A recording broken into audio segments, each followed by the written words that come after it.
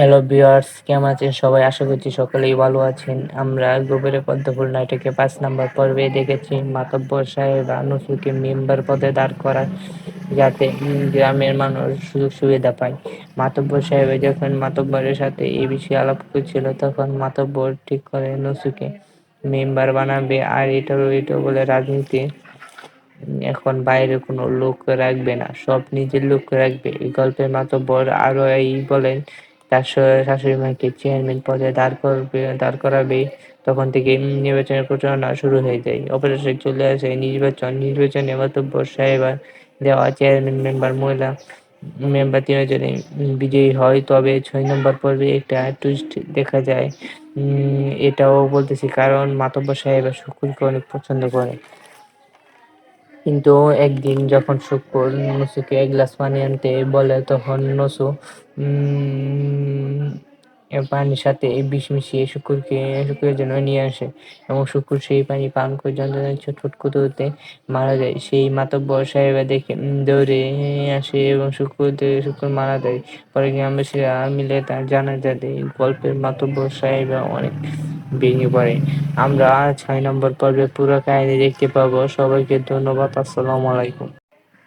Hello viewers, কেমন আছেন সবাই? আশা করছি সকলেই ভালো আছেন। আমরা গভীরে পদ্মফুল নাটকে ৫ নম্বর পর্বে দেখেছি মাতব্বর সাহেব নসুকে মেম্বার পদে দাঁড় করায় যাতে গ্রামের মানুষ সুযোগ সুবিধা পায়।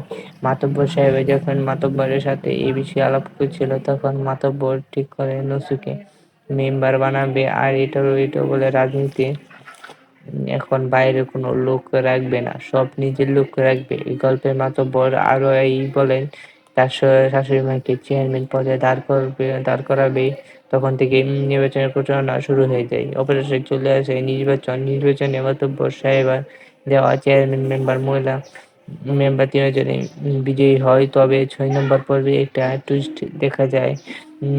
এটাও বলতেছি কারণ মাতব্বর সাহেবা শুকুরকে অনেক পছন্দ করে। কিন্তু একদিন যখন শুকুর নসুকে এক গ্লাস পানি আনতে বলে তখন নসু